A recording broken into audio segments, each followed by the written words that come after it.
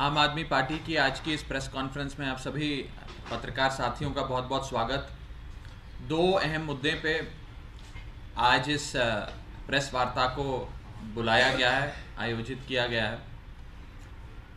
पहला मुद्दा है मनीष सिसोदिया जी पर एक और झूठा मुकदमा, फीडबैक यूनिट की आड़ में एक एब्सोल्युटली फॉल्स फैब्रिकेटेड झूठ फेक मुकदमा मनीष सिसोदिया जी पे किया गया।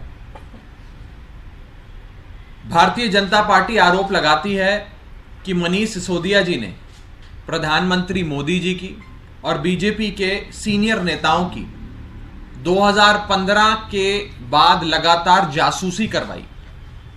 पिछले 8 साल से यह आरोप लगाया गया कि मनीष सिसोदिया प्रधानमंत्री मोदी जी और बीजेपी के बड़े बड़े नेताओं की जासूसी करा रहे हैं। इसके चलते उन पे सीबीआई का एक और मुकदमा दर्ज हो गया।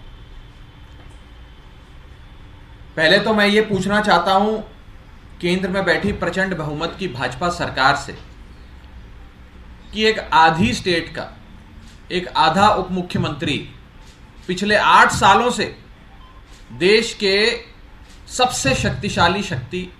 सबसे शक्तिशाली व्यक्ति प्रधानमंत्री मोदी जी और इतनी बड़ी प्रचंड बहुमत की बीजेपी सरकार के बड़े नेताओं की जासूसी करा रहा था, लेकिन इसकी कानो कान खबर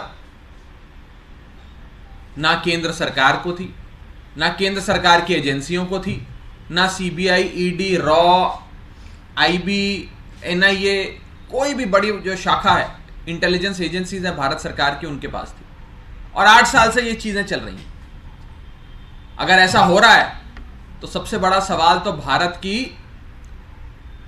एजेंसियों की और केंद्र सरकार की काबिलियत पे खड़ा होता है। अगर 8 साल से आप एक आधी सरकार का आधा मुख्यमंत्री, उप मुख्यमंत्री आपकी जासूसी करा रहा था और आपको 8 साल तक पता नहीं लगा, तो फिर चीन और पाकिस्तान आपके साथ क्या क्या कर रहा है, उससे तो फिर आप क्या ही लड़ पाएंगे। मैं भारतीय जनता पार्टी वालों को कहना चाहता हूं कि अगर किसी ने जासूसी करी आपकी, तो सबसे पहले तो एनआईए के, आईबी के और रॉ के बड़े बड़े अधिकारियों को सस्पेंड करें, उनके खिलाफ कार्रवाई करें, उन्हें पकड़ के जेल में डालें, उन पे सीबीआई के मुकदमे करें, क्योंकि वो चूक गए। 8 साल से कोई शख्स आपकी जासूसी कर रहा है और हमारी देश की सेंट्रल एजेंसीज जो हैं वो पता ही नहीं लगा पा रही। ये आरोप है बीजेपी। मैं बीजेपी वालों को एक हिदायत देना चाहता हूं कि आरोप ऐसे लगाओ कि लोग विश्वास तो करें। यह फीडबैक यूनिट की आड़ में सीबीआई द्वारा दर्ज करी गई मनीष सिसोदिया पर एफआईआर फैक्ट्स पर बेस्ड नहीं है, फिक्शन पर बेस्ड है। The FIR registered by the Central Bureau of Investigation against Manish Sisodia on the alleged pretext of snooping using a feedback unit is not based on facts and is purely based on fiction. ये BJP के अपने मन के ख्याल हैं और एक ही मकसद से ये जासूसी के नाम पर एफआईआर दर्ज करी गई मनीष सिसोदिया जी पर कि मनीष सिसोदिया बाहर ना आ पाए। एक मुकदमे में बेल मिले तो दूसरा मुकदमा दर्ज कर दो, दूसरे मुकदमे में बेल मिले तो तीसरा मुकदमा दर्ज कर दो। मुकदमे दर्ज करके यह चीज सुनिश्चित करो कि अरविंद केजरीवाल का दाहिना हाथ दिल्ली के उप मुख्यमंत्री मनीष सिसोदिया जेल से बाहर ना आ पाए। इसी कवायद में पूरी केंद्र सरकार लगी। चीन भारत की सरजमी पे कब्जा करने की कोशिशें करता है, पाकिस्तान अपनी नापाक कोशिशें करता रहता है, लेकिन हमारी जांच एजेंसियां मनीष सिसोदिया को पकड़ के जेल में डालती हैं। इंटरनल सिक्योरिटी, चीन, पाकिस्तान, इनसे कैसे लड़ाई लड़नी है, इनसे कैसे निपटना है, उस पर हमारी एजेंसियों का बिल्कुल भी ध्यान नहीं है। मैं भारतीय जनता पार्टी के लोगों को कहना चाहूंगा कि अगर 8 साल तक देश की राजधानी में बैठा कोई शख्स, ना उसके पास पुलिस, ना उसके पास एंटी करप्शन ब्यूरो, ना उसके पास विजिलेंस विभाग, ना उसके पास कोई शाखा, वो फिर भी 8 साल तक प्रधानमंत्री जी की और बीजेपी के बड़े बड़े नेताओं की फीडबैक यूनिट के नाम से जासूसी करा रहा था। तो क्या हमारी देश की एजेंसियां, इंटेलिजेंस एजेंसियां सो रही थी?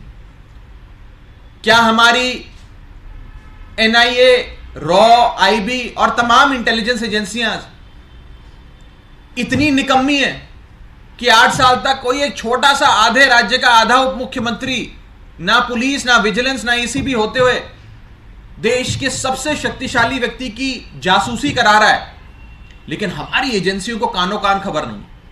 क्या यह संभव है? अगर संभव है तो भारत की राष्ट्र सुरक्षा पे बहुत बड़ा प्रश्न चिन्ह खड़ा होता है, और अगर संभव नहीं है तो यह भारतीय जनता पार्टी की बौखलाहट दिखाता है कि कोई भी फर्जी मुकदमा मनीष सिसोदिया पे करो ताकि मनीष सिसोदिया जेल से ना निकल पाए। मैंने कल अपनी प्रेस वार्ता में आपको बिंदुवार तरीके से बताया था कि जो कथाकथित शराब पॉलिसी, शराब नीति को लेकर बीजेपी वाले आरोप हम पर लगाते हैं, उस केस में एजेंसियों के पास, ईबीआई, ईडी के पास ना मेरिट्स हैं, ना सबूत हैं, ना गवाह हैं, ना सवाल है मनीष सिसोदिया से पूछने के लिए। वही 4 सवाल रोजाना बदल बदल के पूछते हैं। कोई केस नहीं है, कोई रिकवरी नहीं है, कोई प्रोसीड्स ऑफ क्राइम नहीं है, लेकिन मनीष सिसोदिया को पकड़ के जेल में डालो। जांच की आड़ में मनीष सिसोदिया को जेल में रखो कि मनीष सिसोदिया जेल से बाहर ना निकल पाए। मैं बीजेपी को कहना चाहता हूं कि अपनी जांच एजेंसियों का ध्यान आम आदमी पार्टी और मनीष सिसोदिया से हटाकर उन लोगों पे डालिए जो लोग आपके नाम का इस्तेमाल कर कर भारत की एजेंसियों का, भारत के सुरक्षा विभाग का, पुलिस का, सबका मिसयूज कर रहे हैं। अभी हाल ही में हमने देखा कि गुजरात के भारतीय जनता पार्टी के एक साधारण कार्यकर्ता किरण भाई पटेल अपने आप को प्राइम मिनिस्टर्स ऑफिस का एडिशनल डायरेक्टर बताते हुए पिछले 6 महीने से कश्मीर में रह रहे हैं। उन्हें कश्मीर की स्थानीय एडमिनिस्ट्रेशन ने Z+ सिक्योरिटी दी हुई है। 2-2 जैमर, 4-4 बुलेट प्रूफ गाड़ियां उनके साथ चलती हैं। 50 गनमैन लेकर वो चलते हैं। 5 सितारा होटल में वो रह रहे थे। सुरक्षा विभाग की मीटिंग्स बुला रहे थे। IAS IPS के ट्रांसफर करा रहे थे और पिछले 6 महीने से मौज मस्ती कर रहे थे कश्मीर में, सरकारी पैसे पे सरकारी तंत्र का इस्तेमाल करते हुए। क्या काबिलियत थी उनकी एक करने की? एक ही काबिलियत थी कि वो गुजरात इकाई के भारतीय जनता पार्टी के कार्यकर्ता थे।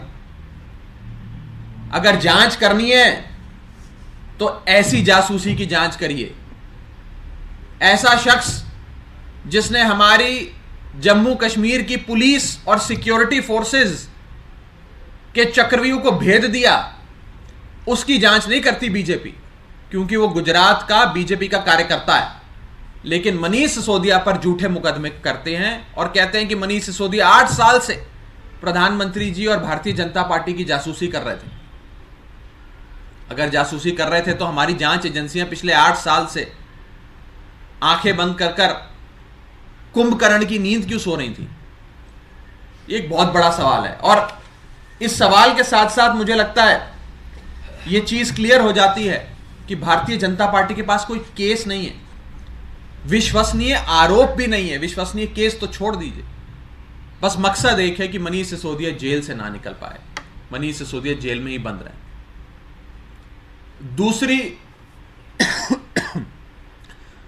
दूसरा महत्वपूर्ण विषय आज की इस प्रेस कॉन्फ्रेंस का, बीजेपी द्वारा दिल्ली विधानसभा में लाया जा रहा नो कॉन्फिडेंस मोशन। आप सब जानते हैं कि दिल्ली विधानसभा 70 विधायकों की विधानसभा है। किसी भी पार्टी को सरकार बनाने के लिए 70 में से 36 कम से कम चाहिए होते हैं, बहुमत के आंकड़े से एक ज्यादा। जिसके 70 में से 36 विधायक होते हैं उसकी सरकार होती है। आम आदमी पार्टी के 70 में से 62 विधायक हैं, 62, और बीजेपी के मात्र 8 विधायक हैं। यानी कि आम आदमी पार्टी के पास दिल्ली वालों के प्यार और आशीर्वाद के साथ साथ एक प्रचंड बहुमत है दिल्ली विधानसभा में, 70 में से 62, यानी कि लगभग 90% मेजॉरिटी आम आदमी पार्टी के साथ है। और सदन की 10% सीटें बीजेपी के पास है। लेकिन उन 8 सीटों की बदौलत भारतीय जनता पार्टी दिल्ली विधानसभा में नो कॉन्फिडेंस मोशन लाकर केजरीवाल सरकार गिराना चाहती है। केजरीवाल सरकार को नो कॉन्फिडेंस मोशन लाकर गिराना चाहती है। सरकार गिराने के लिए आपको विधायक चाहिए। विधायक अगर बीजेपी की तरफ हो गए तो सरकार गिर जाती है। आपने देखा कि कैसे महाराष्ट्र से लेकर मध्य प्रदेश तक विधायक बीजेपी ने खरीद लिए, विधायकों को बीजेपी ने तोड़ लिया और उस समय की स्थानीय सरकारों को गिरा दिया। आज वैसे ही बीजेपी दिल्ली में केजरीवाल सरकार गिराने की कोशिश कर रही है। और यह मेरा सीधा आरोप है कि नो कॉन्फिडेंस मोशन लाकर, नो कॉन्फिडेंस मोशन की आड़ में बीजेपी लगातार आम आदमी पार्टी के विधायकों से संपर्क कर रही है, उन्हें डरा रही है, धमका रही है और 2 ऑप्शन दे रही है। Option number 1, Bharatiya Janata party join कर लो, हमारी पार्टी में शामिल हो जाओ, अरविंद केजरीवाल को छोड़ दो। और अगर पहला ऑप्शन नहीं पसंद तो फिर हम दूसरा ऑप्शन लागू कर देंगे।